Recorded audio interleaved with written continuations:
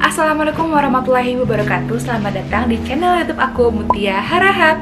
Jadi video ini tuh udah banyak banget di request sama orang-orang. So langsung aja di video ini aku bakal ngejelasin mekanisme prosedur pendaftaran Polri yang orang awam atau rekan-rekan adik-adik yang belum tahu. Jadi langsung aja. Tapi di video ini aku kayak langsung poin-poinnya aja, dan penjelasannya aku bakal bikin video per videonya. Oke, langsung aja. Yang pertama, pendaftaran dan verifikasi. Rekan-rekan tentunya harus mendaftar secara online di www.penerimaanpolri.go.id. Setelah itu, setelah rekan-rekan mendapatkan nomor ID registrasi yang berbentuk online tuh, yang masih kayak kertas HVS diprint sendiri, lalu rekan-rekan langsung ke Polres dengan membawa persyaratan yang telah ditentukan. Oke, setelah rekan-rekan menyelesaikan semua urusan di Polres dan mendapatkan nomor Panda, rekan-rekan harus segera ke Polda masing-masingnya di ibu kota provinsi tersebut. Oke, langsung saja. Yang kedua itu adalah fakta integritas. Apa itu fakta integritas? Fakta integritas itu seperti kegiatan yang akan dilakukan oleh seluruh calon siswa dan orang tua calon siswa, lalu panitia. Di situ merupakan kayak seperti pembacaan janji itu dan penandatanganan bahwa orang tua calon siswa dan siswa serta panitia berjanji untuk tidak melakukan KKN, pungli, dan calo. Oke. Yang ketiga, pemeriksaan administrasi awal. Nanti di sini semua pemeriksaan administrasi akan diulang lagi. Nanti itu kalau misalnya banyak akan dibagi gelombang-gelombangnya. Di sini calon siswa harus benar-benar teliti untuk mendengarkan, jangan main HP, jangan pokoknya bawa cerpekan kecil atau buku kecil. Dan disitu memang harus dibikin gitu, jangan kayak diinget doang gitu, jangan. Kalau misalnya aku emang harus aku jadwalnya tanggal segini, menurut aku tuh sangat penting banget, dan disitu tuh merupakan manajemen diri kita ya menurut aku. Oke, langsung aja. Di situ tuh akan diulang lagi, akan dicek lagi berkas kita kelengkapannya. Itu yang 4 rangkap berkas kita itu. Dan di sini akan diukur lagi tinggi dan berat badannya. Dan di sini tuh nggak bisa neko-neko. Kalau misalnya emang tinggi rekan-rekan itu nggak nyampe, itu emang langsung MS gitu, langsung TMS gitu, langsung TMS. Lalu ntar setelah semuanya menjalani pengukuran berat badan itu, rekan-rekan akan dikumpulkan lagi, dikasih pengumumannya, dikasih announcer sama pengumumannya, sama sekretariatnya akan dikumpulkan kapan untuk pengumuman MS atau tidak MS nya untuk ke tahap selanjutnya. Dan buat yang tahun kemarin tuh kalau nggak salah dikumpulkan terus diumumin gitu. Kita tuh bisa nebak siapa yang MS sama TMS. Kalau yang TMS itu orang yang nggak memenuhi syarat tinggi, maupun itu 0,1 mm. Kalau berat menurut aku belum terlalu diituin, tapi kalau dari kasar itu benar-benar fatal. Oke, lanjut. Yang keempat, pemeriksaan psikologi. Jadi ini tuh kayak ujian tes pemeriksaan psikologi kita. Ada 4 macam yang akan diteskan, dan yang diujiankan itu adalah, maaf aku nyontek, tes kecerdasan, tes kecermatan, tes kepribadian, dan tes minat bakat. Semuanya itu dilakukan dalam 1 hari atau one day service. Waktu itu aku nunggu di SPN Polda Sumbar. Itu ujiannya di SPN Polda Sumbar itu dimulai dari pukul 5 kalau di situ. Mulai itu jam 8 kalau nggak salah, dan hasilnya itu keluar langsung semalam hari. Kalau nggak salah itu aku keluar hasilnya jam 12:30, itu keluar hasilnya langsung. Dan aku saranin yang dibutuhkan dalam pemeriksaan psikologi itu sebenarnya adalah kesiapan diri kita, dan jangan sakit, dan juga harus sarapan, bawa air putih, kemudian benar-benar harus siap diri dan batin kita. Dan terakhir, nilai batas lulusnya adalah 61. Jika rekan-rekan MS memenuhi syarat, rekan-rekan akan lanjut ke tahap selanjutnya. Yang kelima, tes pemeriksaan kesehatan. Di sini juga akan dilaksanakan banyak pemeriksaan kesehatan. Dan rekan-rekan di sini diwajibkan untuk memakai baju serba putih, kaos putih, dan celana pendek putih. Untuk rekan-rekan yang berjilbab boleh menggunakan jilbab putih, lalu baju kaos panjang putih, dan training putih. Jangan lupa membawa kokarde. Lalu saran saya membawa pena, satu pena, yang bisa dicantolin gitu. Dan juga pengumumannya akan dilaksanakan hari itu juga. Biasanya calon siswa itu akan dibagi beberapa kelompok, karena itu bisa pekerjaan itu bisa lama gitu, dan akan dibedakan perempuan dan laki-laki. Apa aja sih yang diperiksa? Itu ada pemeriksaan fisik, pemeriksaan mata, pemeriksaan gigi, pemeriksaan tensi, ukur tinggi badan dan berat badan lagi, pemeriksaan THT. Lalu hasilnya akan tergantung ketetapan pada tahun itu. Kalau saat aku tes itu untuk memenuhi syaratnya itu batas nilainya adalah 57.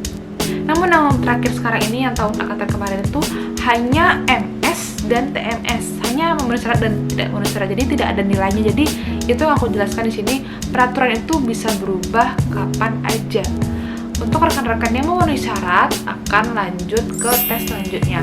Oke, sebelumnya aku juga mau ngasih info, kadang itu tesnya ini nggak sesuai dengan apa yang aku jelaskan, kayak kapan atau kalau nggak salah kemarin tuh case just dulu,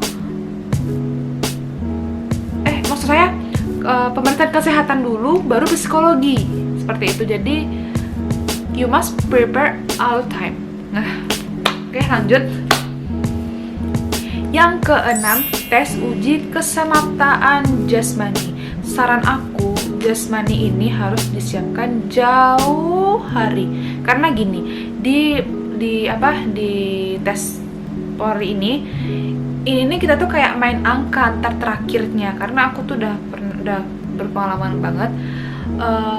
Kita fine masuk sampai akhir, tapi belum tentu kita itu memenuhi syarat untuk ikut ke pendidikan, karena setiap tahun itu kuotanya tuh berbeda-beda, dan itu tuh main ranking entar guys.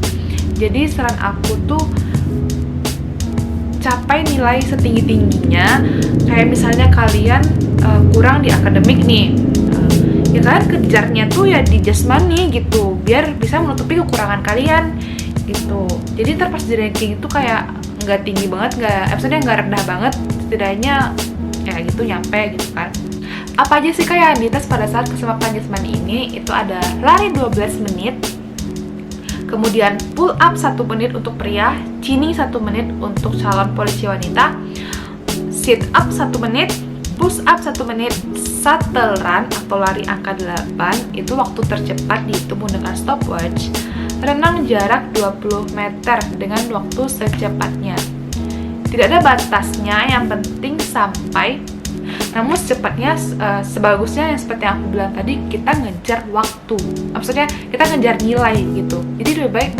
Tapi kalau buat rekan-rekan yang belum bisa, atau misalnya lemah di akademik, ya maksudnya lemah di jasmani, pokoknya rekan-rekan harus melewati tahap ini. Pokoknya harus disiasati gitu loh rekan. Ngerti nggak maksud aku? Oke rekan, ini tuh jasmani ini ada samapta A dan samapta B. Samapta A itu yang lari aja, jadi nilai lari ini menurut aku juga lumayan mumpuni, lumayan tinggi banget pengaruhnya. Dan samapta B itu yang lainnya, ini kalau aku nggak salah ya, aku juga lupa, ntar aku konfirmasi ulang lagi kalau salah ya.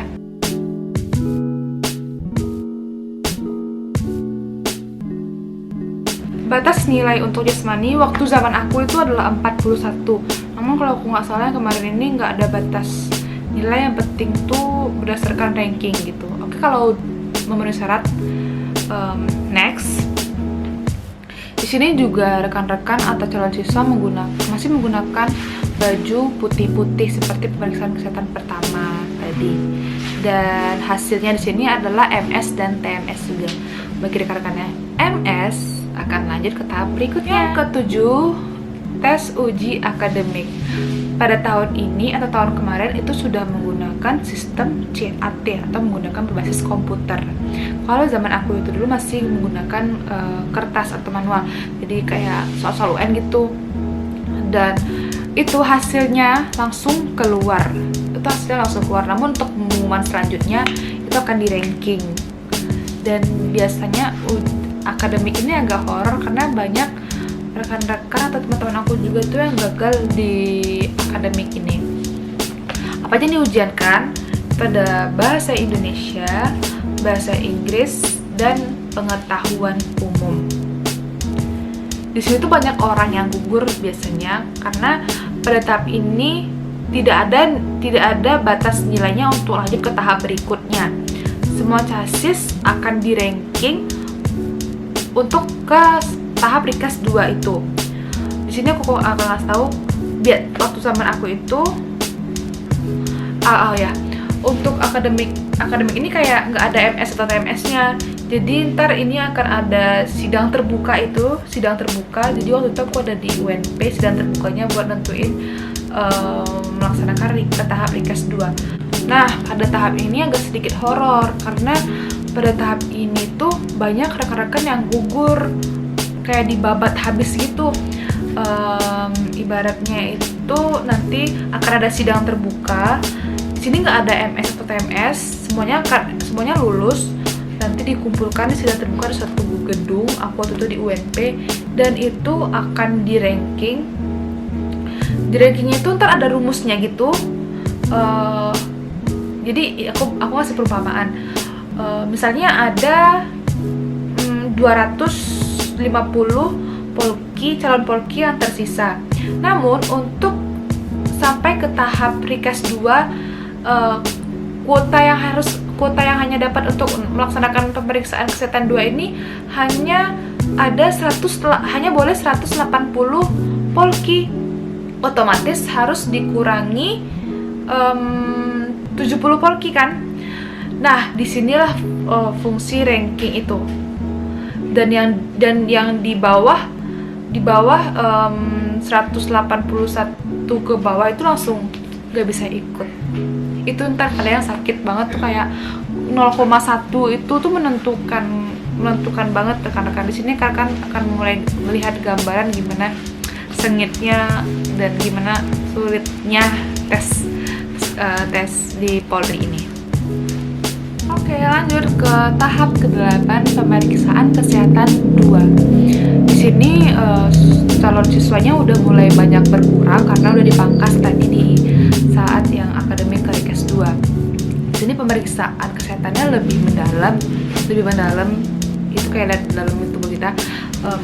Maksud dalam artian ya, apa aja sih yang diperiksa itu ada cek urin, lalu pemeriksaan ronsen, pemeriksaan EKG, kita akan diambil darahnya dan akan dicek laboratorium darah kita, dan pemeriksaan khusus untuk perempuan. Kegiatan ini dilaksanakan bekerjasama dengan laboratorium rumah sakit. Waktu zaman aku itu ada bekerjasama dengan rumah sakit BMC Padang swasta. Namun yang kemarin ini ada Deting itu yang tahun kemarin bekerjasama dengan suatu laboratorium, dan laboratoriumnya yang datang ke pihak laboratoriumnya yang datang ke Polda kami. Di sini juga rekan-rekan atau calon siswa masih menggunakan baju putih-putih seperti pemeriksaan kesehatan pertama tadi. Dan hasilnya di sini adalah MS dan TMS juga. Bagi rekan-rekannya MS akan lanjut ke tahap berikutnya. Yang ke-9, PMK dan pemeriksaan psikologi 2. Pada kegiatan ini dilaksanakan semacam wawancara yang dilakukan oleh Propam Polda dan tim psikologi Biro SDM. Secara besarnya mengenai moral, mental, kepribadian bangsa. Sebelum ini yang akan diberikan surat oleh pihak Propam Polda, dan surat itu akan kita isi sesuai instruksi dan kita berikan kepada Polsek di mana kita tinggal. Oke? Polsek, bukan Polres, Polsek. Kita berikan surat itu kepada Polsek. Dan di situ akan ada biografi, data kita, dan keluarga lengkap kita. Yang ke-10, pemeriksaan administrasi akhir. Berkas yang kita berikan pada saat administrasi awal akan dicek ulang dan diperiksa oleh Disduk Capil dan Dinas Pendidikan mengenai keabsahan seperti akta, KTP, dan domisili kita, lalu ijazah-ijazah kita. Dan berkas asli juga harus diserahkan. Nanti tenang aja, akan dikasih kwitansi mengenai penyerahan yang asli-asli itu, dan buat mengambilnya harus kwitansinya juga harus diserahkan, jadi jangan hilang. Pokoknya jangan lengah deh. Akan ada banyak surat pernyataan yang kita buat, ada tulis tangan dan ketik menggunakan materai 6.000 dan meminta tanda tangan lurah atau wali nagari. Di sini namanya wali nagari dan camat. Berkasnya 4 rakap. Jadi di sini tuh kayak lebih kompleks gitu loh rekan-rekan, kayak surat bersedia untuk tidak nikah selama masa ikatan dinas 2 tahun, terus bersedia ditempatkan di mana saja. Itu suratnya banyak dan memiliki tanda naskah dinas harus diturutin. Terus ada yang tulis tangan pakai materai, dan harus hati-hati lah pokoknya saat ini ya. Oke, kalau kalian lulus MS, rekan-rekan akan lanjut ke tahap selanjutnya. Yang ke-11, supervisi Panpus. Akan ada tim dari pusat Mabes. Jadi di sini tuh kayak rewind gitu, reka ulang.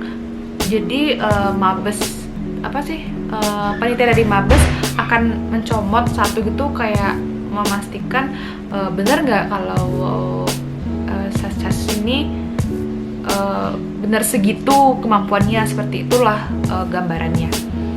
Di sini juga akan ada MS dan TMS-nya loh rekan-rekan. Dan lanjut yang ke-12, tada, sidang kelulusan akhir. Deg-degan sangat di sini. Dilaksanakan di tempat terbuka, biasanya di gedung, dihadiri oleh orang tua, seluruh tim masing-masing tahap, kayak tim kesehatan, tim psikologi, tim akademik, kayak gitu. Pengawas internal dan eksternal. Sidang dipimpin oleh Kapolda atau yang mewakili, atau Wakapolda. Dan hasil akan dipaparkan oleh Karo SDM Polda tersebut. Jadi di situ akan dimasukkan nilai tahap ujian rekan-rekan semua, dipaparkan di layar terbuka, jadi kayak di bawah gembok gitu, terus dibuka hasilnya, dimasukin lagi, kayak bener-bener nggak ada nilai yang diubah gitu. Kalau ada nilai yang diubah, rekan-rekan tuh kayak langsung angkat tangan terus ngasih tahu gitu. Jadi makanya bener-bener terbuka, rekan-rekan yang udah coba pasti tahu gimana feel-nya. Dan kemudian di ranking siapa saja yang masuk kuota sesuai keputusan Mabes. Kayak aku kasih tahu tadi. Jadi ntar bakal keluar putusan dari Mabes, berapa sih kuota yang akan mengikuti pendidikan atau masuk ke dalam pusat pendidikan. Misalnya Polwan nih, waktu itu aku yang sisa itu kalau nggak salah berapa ya, anggaplah yang sisa misalnya 16 calon Polwan, dan keluar kan keputusan bahwa calon siswa Polwan yang akan mengikuti pendidikan adalah sebanyak 13 orang, seperti itu kan. Dan karena itu udah di ranking lah, dilihatlah siapa yang ranking 1 sampai ranking 13, itulah yang akan pergi ke Sepolwan. Dan ranking 14 ke bawah, mohon maaf itu tidak ikut ke Sepolwan. Itulah di sini aku mewanti-wanti, itu nggak sekedar kayak ya udah deh lulus, udah penting lulus. Rekan-rekan tuh harus kejar nilai gitu.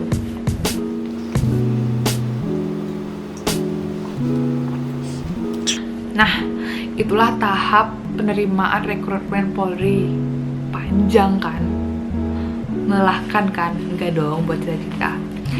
Jadi sekian dulu video aku mengenai gambaran umum penerimaan tahapan, dan di video nextnya aku bakal ngasih rinci tahap per tahap itu gimana dan apa. Kalau rekan-rekan mau request videonya, silahkan bikin di bawah. Semoga video ini ngebantu, karena aku emang dari dulu sebelum tes aku pengen ngasih testimoni aku sendiri gimana sih perjuangan tes. Terus support channel YouTube aku. Terima kasih. Bye bye. Assalamualaikum warahmatullahi wabarakatuh.